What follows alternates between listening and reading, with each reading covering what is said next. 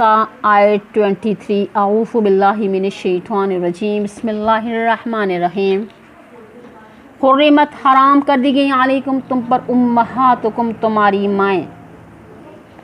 اللہ تعالیٰ نے نسل انسانی کو باقی رکھنے کے لیے مرد اور عورت کو پیدا کیا، مرد اور عورتیں پیدا فرمائیں اور ان کے ذریعے نسل انسانی باقی رہی۔ انسان کا شمار چونکہ اشرف المخلوقات میں ہوتا ہے، لہٰذا اس کے شرف کو محفوظ کرنے کے لیے قانون دے دیا تاکہ یہ حیوانوں کی طرح زندگی نہ گزاریں۔ اس لیے نکاح کے اصول بیان فرماتے ہیں کن کن عورتوں سے نکاح ہو سکتا ہے، کن کن عورتوں سے نکاح نہیں ہو سکتا۔ دنیا میں ایسی بدبخت قومیں بھی تھیں کہ اب بھی موجود ہیں جو ماں، بہن، بیٹیوں، نواسیوں اور پوتیوں سے نکاح کر لیتے ہیں، اور ان کا اصول یہ ہے کہ عورتیں سب برابر ہیں، ان میں کوئی فرق نہیں ہے۔ بلکہ ایران کے مجوسی اور پارسیوں کا یہ نظریہ تھا نا کہ سعودیہ کے بالکل کنارے پر ایک مقام تھا حج، اور وہاں پہ کچھ مجوسی آباد تھے۔ حضرت عمر رضی اللہ تعالیٰ کو اپنے دور خلافت میں معلوم ہونا کہ ایک پارسی نے بیٹیاں اور بہن اپنے نکاح میں رکھی ہوئی ہیں، تو وہاں کے گورنر کو تحریری طور پہ حکم بھیجا کہ میں نے سنا ہے کہ وہاں ایک ایسی قوم آباد ہے، انہوں نے بیٹیاں بہنیں نکاح میں رکھی ہوئی ہیں، تو تفرقو یعنی ان میں تفریق کرا دو، یعنی اسلام میں یہ بدماشی برداشت سے باہر ہے۔ تو بہرحال مسئلہ یہ ہوا جو کافر اسلامی حکومت میں رہیں گے، جن کو فقہی اصطلاح میں ذمہ کہا جاتا ہے، ان کو تمام اسلامی قوانین کی پابندی کرنی پڑے گی، سوائے دو چیزوں کے، ایک شراب کی، اور ان کو اجازت ہے کہ بنائیں، پئیں اور بیچیں، اس سلسلے میں ان پہ کوئی پابندی نہیں ہے۔ نمبر دو، خنزیر کھائیں، بیچیں، کوئی پابندی نہیں ہے۔ ان دو کے علاوہ جتنے اسلامی احکام ہیں وہ ان پر نافذ ہوں گے۔ چوری کریں گے، ہاتھ کاٹے جائیں گے، شادی شدہ زنا کرے گا سنسار کیا جائے گا، غیر شادی شدہ کرے گا تو 100 کوڑے والے جائیں گے۔ ماں بہن کے ساتھ نکاح کی اجازت نہیں ہوگی۔ وہ یہ نہیں کہہ سکتے کہ ہمارے مذہب میں ماں بہن کے ساتھ نکاح کرنے کی اجازت ہے، کیونکہ پاکستان میں اسلامی قانون نافذ نہیں ہے، اس لیے یہاں کافر بڑی جرأت کے ساتھ اپنے مذہب کا پرچار کرتے ہیں۔ ایک عیسائی پاکستان میں تقریر کرتا پھر رہا ہے، اور وہ حکومت پاکستان کا مہمان ہے، وہ کہتا پھر رہا ہے کہ عیسائی اگر مسلمان ہو جائے تو ان پر کوئی پابندی نہیں ہے، اور اسی طرح اگر مسلمان عیسائی ہو جائے تو اس پر بھی کوئی پابندی نہیں ہونی چاہیے۔ حالانکہ قرآن و سنت و فقہ اسلامی کے مطابق اگر کوئی مسلمان مرتد ہو جائے تو اس کی سزا قتل ہے۔ تو بہرحال اسلام نے بے حیائی کی جڑیں اکھیڑی ہیں، نہ آتش پرستوں کے طریقے کو رہنے دیا اور نہ کسی اور طریقے کو رہنے دیا۔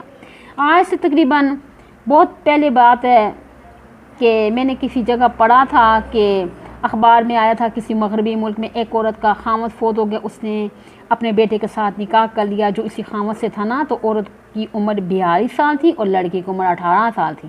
اس عورت کا باقاعدہ فوٹو بھی شائع ہوا تھا، اور کچھ لوگوں نے لڑکے کو تانے دیے کہ وہ تیری ماں ہے، تو نے کیسے کیا؟ تو اس نے کہا کہ کوئی بات نہیں، وہ میری ماں بھی ہے اور میری بیوی بھی ہے، تمہیں کیا تکلیف ہے؟ تو اس قدر دنیا میں بے حیائی پھیلی ہوئی ہے۔ اللہ تعالیٰ نے اس بے حیائی کو بند کرنے کا حکم دیا، جیسے کہ میں نے آپ کو پہلے بتایا، وَلَا تَنْكِحُوا مَا نَكَحَ، اور نہ نکاح کرو تم ان عورتوں کے ساتھ جن کے ساتھ نکاح کیا ہے تمہارے باپ دادا نے۔ آپ سمجھ آئیے، یعنی جن عورتوں کے ساتھ تمہارے باپ دادا نے نکاح کیا ان کے ساتھ تمہارا نکاح نہیں ہو سکتا۔ اس حکم میں سوتیلی مائیں، سوتیلی دادیاں، سوتیلی نانیاں سب داخل ہیں۔ اور آج کے جو میں قرآن پڑھا رہی ہوں آج کی کلاس میں، یہ درس میں یہ دیکھیں یہ حکم بھی آیا کہ حرمت علیکم امہاتکم۔ اب آتے ہیں ہم اپنی آیت نمبر 23 کی طرف۔ حرام کر دی گئی ہیں تم پر تمہاری مائیں، یعنی تمہاری ماں کے ساتھ نکاح جائز نہیں ہے۔ نانی پڑنانی، دادی پڑدادی، اوپر تک سب ماں کے حکم میں ہے۔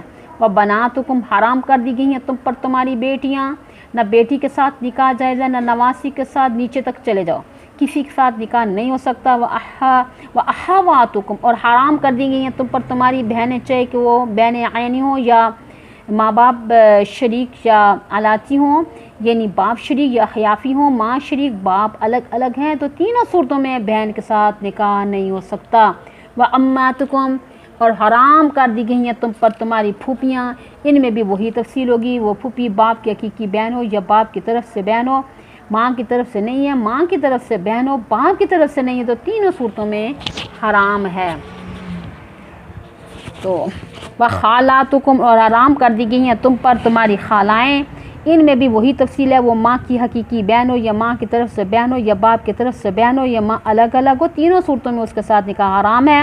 وَبَنَاتُ الْأَخِی، اور حرام کر دی گئی ہیں تم پر بھائی کی بیٹیاں یعنی بھتیجیاں، ان میں بھی وہی تفصیل ہے، حقیقی بھائی ہے اس کی بیٹی یا ماں کی طرف سے بھائی ہو اس کی بیٹی یا باپ کی طرف سے بھائی ہے تو اس کی بیٹی، تینوں صورتوں میں بھائی کی بیٹی کے ساتھ نکاح حرام ہے۔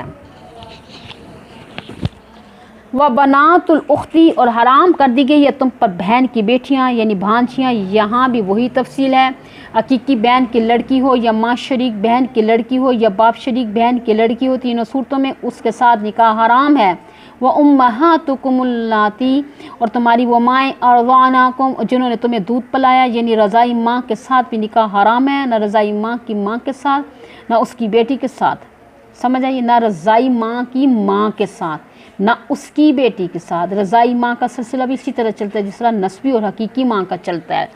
تو عورتوں کی یہ رضاعت کا مسئلہ اچھی طرح سمجھنا چاہیے، کیونکہ بعض بیچاریاں بالکل سادہ ہوتی ہیں، ان کو مسئلے کا علم نہیں ہوتا، تو وہ پیار میں آ کے نا اپنے بھتیجوں بھانجوں کو دودھ پلا دیتی ہیں۔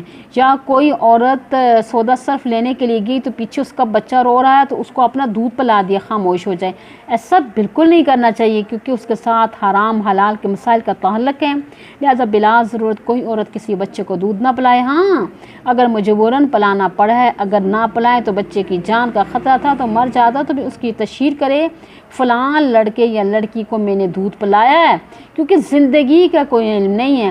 اگر اسے نہیں بتایا تو فوت ہو گیا، تو لا علمی کی وجہ سے بہن بھائی کا نکاح ہو گیا، تو آگے ساری نسل حرامیوں کی چلے گی، اور دودھ کے چند قطرے بھی اندر چلے گئے تو احکامات مرتب ہونے کے لیے کافی ہیں۔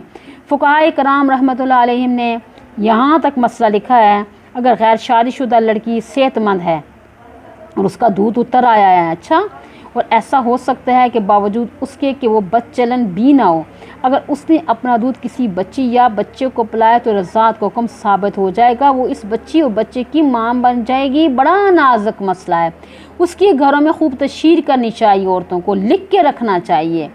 جو عورتیں یعنی کہ سنتی ہیں، ہماری اب بات کو سن رہی ہیں، ان کا فرض ہے کہ وہ اپنی برادری کی عورتوں کو بتائیں کہ کوئی عورت کسی کے بچے کو دودھ نہ پلائے، اگر پلائے تو اس کی خوب تشہیر کرے کہ میں نے فلاں بچے کو دودھ پلایا، تاکہ آنے والی نسلوں پر اس کی عزت نہ پڑے۔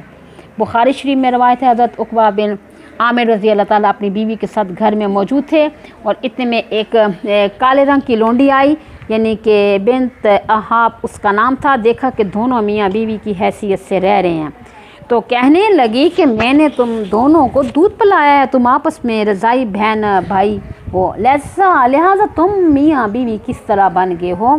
تو انہوں نے کہا کہ ہمیں تو نہ تو نے بتایا ہے اور نہ کسی نے بتایا ہے، ٹھیک ہے۔ حضرت عقبہ بن عامر رضی اللہ تعالیٰ عنہ مکہ مکرمہ میں رہائش پذیر تھے، تو حضرت صلی اللہ علیہ وسلم مدینہ منورہ میں تھے، یہ مکہ مکرمہ سے مدینہ پہنچے اور حضرت صلی اللہ علیہ وسلم کو صورتحال سے آگاہ کیا۔ حضرت اس طرح میری بیوی ہے اور ایک کالے رنگ کی عورت آئی ہے، وہ کہتی ہے کہ میں نے تم دونوں کو دودھ پلایا ہے، تم میاں بیوی کس طرح بن گئے ہو؟ تو حضرت صلی اللہ علیہ وسلم نے فرمایا کہ اس عورت کو الگ کر دے، احتیاط اسی میں ہے۔ یہ مسئلہ بھی سمجھ لیں کہ رضاعت کا حکم تب ثابت ہوگا کہ 2 سال کی عمر کے اندر دودھ پلایا جائے، کیونکہ دوسرے پارے میں موجود ہے نا، حولین کاملین، دودھ پلانے کا زمانہ 2 سال ہے۔ 2 سال کے بعد جب بچہ کھانے پینے لگ جائے تو پھر دودھ پینے سے رضاعت کا حکم ثابت نہیں ہوگا، ٹھیک ہے۔ بہرحال ایک آدمی نے مسئلہ دریافت کیا، اگر کوئی آدمی اپنی بیوی کا دودھ چوس لے، کیا نکاح رہتا ہے یا نہیں رہتا؟ تو اس کا مسئلہ یہ ہے کہ اس کو بیوی کے دودھ چوسنے کی کیا ضرورت تھی، بھیڑ بکری کا چوس لیتا، مگر ایسا کرنے سے نکاح پہ کوئی ضد نہیں پڑتی، کیونکہ رضاعت کا حکم تو 2 سال کے اندر ثابت ہوتا ہے۔ لیکن ایسی کوئی حرکت نہیں کرنی چاہیے، جاہل انسان تو شریعت کے دائرے میں رہنا چاہیے نا۔ فَأَخَوَاتُكُم مِّنَ الرَّضَاعَةِ، تمہاری دودھ شریک بہن ہے، اس کے ساتھ نکاح جائز نہیں ہے، اس کی کئی صورتیں بن سکتی ہیں۔ ایک یہ کہ لڑکے کی ماں کا دودھ کسی لڑکی نے پیا ہے تو یہ دونوں آپس میں بہن بھائی ہیں۔ یہ بھی ہو سکتا ہے کہ لڑکی نے کسی لڑکے کی ماں کا دودھ پیا ہے تو بہن بھائی بن گئے ہیں۔ ایک صورت یہ بھی ہو سکتی ہے، کسی لڑکے اور لڑکی نے کسی تیسری عورت کا دودھ پیا ہے جو نہ لڑکے کی ماں ہے اور نہ لڑکی کی، تب بھی یہ دونوں آپس میں بہن بھائی بن گئے۔ اور بہن بھائی بننے کے لیے یہ ضروری نہیں ہے وہ اکٹھے ایک ہی وقت میں پئیں، یعنی دودھ پینے کا زمانہ ایک ہو، بلکہ فرض کرو کہ لڑکے نے آج دودھ پیا ہے، لڑکی نے اس عورت کا دودھ 2 سال یا 10 سال یا 30 سال یا 50 سال بعد پیا، تب بھی آپس میں بہن بھائی بن جائیں گے، کیونکہ دونوں کی ماں ایک ہے نا، व उम्महातु निसाइकुम, और तुम्हारी बीवियों की माएँ यानी सास के साथ निकाह जायज़ नहीं है, चाहे वो मुतलका हो या बेवा। कोई भी हैसियत रखती हो वो तुम्हारी माँ की ही दर्जा में है। व रबाइबुकुम, रबाइब रबीबतुन की जमा है, तुम्हारे यानी परवरदा बच्चियाँ। अल्लाती फ़ी हुजूरिकुम, वो जिन्होंने तुम्हारी गोद में तरबियत पाई थी। मिन निसाइकुम अल्लती दहलतुम बिहिन्न, तुम्हारी इन औरतों से जिनसे तुम हम बिस्तरी कर चुके। मसलन एक औरत बेवा या मुतलका है, उसे दूसरी जगह निकाह कर लिया, पहले खामद से बच्ची है तो ये दूसरा खामद उस बच्ची से निकाह नहीं कर सकता। ये नहीं कह सकता कि मेरी बेटी नहीं है, किसी और की बच्ची है, क्योंकि अमूमन बेवा होने और मुतलका होने की शक्ल में छोटे बच्चे माँ के पास रहते हैं तो ये रबीबा कहलाती है। फ़इल्लम तकूनु दखलतुम बिहिन्ना, बस अगर तुमने किसी के साथ हम बिस्तरी नहीं की, फ़ला जुनाह अलैकुम, तो कोई गुनाह नहीं है तुम पर। मसलन एक आदमी ने बेवा या मुतलका औरत से निकाह किया है मगर हम बिस्तरी नहीं की, तलाक की नौबत आ गई या वो औरत फौत होगी, तो उसकी वो बच्ची जो पहले खामद से उसके साथ ये दूसरा निकाह कर सकता है, इसलिए हलाल है, कोई गुनाह नहीं है। व हलाइलु अबनाइकुम, और तुम्हारे बेटों की बीवियाँ तुम पर हराम कर दी गई हैं। अल्लज़ीना मिन अस्लाबिकुम, वो बेटे जो तुम्हारी पुश्त हैं, पुश्त से हैं, यानी जो तुम्हारी सल्बी बेटे हैं। ये सल्बी की कैद इसलिए यानी मुँह बोले बेटे की बीवी से तलाक और इद्दत के बाद निकाह जायज़ है, इसके हकूक़ वो नहीं हैं जो सल्बी बेटे के हैं। ज़माना जालियत में लोगों का ये दस्तूर था, जिसका बेटा कह देते थे ना कि उसके वही हकूक़ समझते थे जो सल्बी बेटे के होते थे। तो हज़रत सल्लल्लाहु अलैहि वसल्लम ने हज़रत ज़ैद बिन हारिसा रज़ी अल्लाह ताला अन्हु को मुतनब्बा बना लिया था, और आपकी फूफी ज़ात बहन हज़रत ज़ैनब बिन जाश रज़ी अल्लाह ताला के साथ उनका निकाह हुआ था। आपस में मजाज न मिलने की वजह से तलाक की नौबत आई। इद्दत गुजरने के बाद जब आपने हज़रत ज़ैनब के साथ निकाह करना चाहा तो आप इस प्रोपेगेंडे से डरते थे कि लोग कहेंगे कि आपने बेटे की बीवी से निकाह कर लिया है। तो 22वें पारे में मौजूद है कि अल्लाह ताला ने फरमाया व तख्शन्नास, और तुम लोगों से डरते थे। वल्लाहु अहक्कु अन तख्शाहु, हालांकि अल्लाह ताला उसका ज़्यादा मुस्तहिक है, इससे डरो, यानी लोगों से न डरो, मुझसे डरो। मुतनब्बा की बीवी से निकाह जायज़ है, रज़ाई बेटे की बीवी से निकाह जायज़ नहीं। रज़ाई बेटा वो है जिसने बीवी का दूध पिया है। इस बच्चे ने किसी औरत के साथ निकाह किया, फिर वो फौत हो गया तो उसने तलाक दे दी, तो ये रज़ाई बाप उस औरत के साथ निकाह नहीं कर सकते हैं, यानी उसकी बीवी का ना। तो बहरहाल यही होगा, ये हकीकी बेटे क्यों आ जाते हैं। आगे अल्लाह ताला फरमाते हैं वअन तजमऊ बैनल उख्तैन, ये कि तुम जमा करो दो बहनों को निकाह में, यानी दो बहनों को एक निकाह में जमा करना भी हराम है। बराबर है हकीकी बहनें हों या बाप की तरफ से बहनें हों या माँ की तरफ से बहनें हों। इस तरह फुप्पी भतीजी भी किसी के निकाह में इकट्ठी नहीं रह सकती, आगे पीछे रह सकती हैं, एक फौत हो जाए दूसरी से निकाह कर ले। इस तरह खाला भांजी भी इकट्ठी नहीं रह सकती, आगे पीछे हो सकता है। मसलन एक आदमी ने एक औरत के साथ निकाह किया, मुवाफ़क़त न हुई, तलाक होगी, अब इसकी भतीजी या भांजी के साथ निकाह करना चाहता है, तो जब तक पहली औरत की इद्दत ख़त्म नहीं होगी तो उस वक़्त तक उसकी भतीजी या भांजी से निकाह नहीं कर सकता, क्योंकि दोनों का जमा होना लाजिम आता है कि अल्लाह ताला ने अहकाम बताए हैं। एक मसला मैंने पढ़ा है कि एक आदमी को की यानी कि दो बच्चियां हैं, कुदरती तौर पे दोनों की यानी कि पीठ जुड़ी हुई थी और दोनों सेहतमंद और जवान हो गई। डॉक्टरों ने कहा कि दोनों को अलग अलग करने के लिए ना रगें काटी गई थी तो मर जाएंगी, अगर रगें काटी जाएं तो दोनों मर जाएंगी। निकाह का मसला पेश आया और उनका निकाह किस तरह फिर किया जाए ना, बड़ा यानी किसी जगह मसाइल पे था, क्या सूरत होगी। तो इसमें मौलाना मदूदी साहब ने फतवा दिया कि दोनों का एक मर्द के साथ निकाह करो, जायज़ है। हम तो इसमें उलमाए किराम ने बड़ा एहतजाज किया कि कुरान पाक का हुक्म है कि वह आन तजमऊ बैनल उख्तैन, कि दोनों बहनों को जमा करना आराम है और इन दोनों का वजूद अलग अलग है, सिर्फ एक जगह से रगें जोड़ी हुई हैं ना, अगर काटते हैं तो मरने का खतरा है। कुरान पाक का सही हुक्म है दोनों यानी कि दो बहनों का निकाह में इकट्ठा करना हराम है। तो उलमा का मदूदी साहब से कोई ज़ाती इख्तलाफ और दुश्मनी नहीं है, जिन्होंने तफ़हीमुल कुरान के मुफस्सर हैं। अब इसलिए आप लोग तफसीर पढ़ती हैं, तफसीरों को गौर से पढ़ा करें کہ کون سی تفسیر پڑھنی ہے، تو اس لیے ہر بندہ جو ہے ہر تفسیر اٹھا کے نہیں پڑھ سکتا۔ آپ دیکھیں کون سی تفسیر ہے، اب ہر تفسیر کو کھول کے دیکھا کریں۔ یہ ایک تفسیر تھی ذخیرۃ الجنان، اس میں مولانا محمد سرفراز خان صفتر رحمۃ اللہ علیہ شیخ الحدیث شیخ تفسیر ہیں، انہوں نے اس واقعہ اس میں نے پڑھا ہے سورۃ نساء کی۔ بہرحال یہ ہے کہ ہر تفسیریں اٹھا کے پڑھتی ہیں۔ اب تفہیم القرآن آپ اگر پڑھتی ہیں تو اس میں آپ دیکھیں کہ مسائل آپ میرے خیال میں نہیں سمجھ سکتی، اس تفسیر کو آپ چھوڑ دیں، اس کی سمجھ ذرا آپ سے بالاتر ہے، ٹھیک ہے۔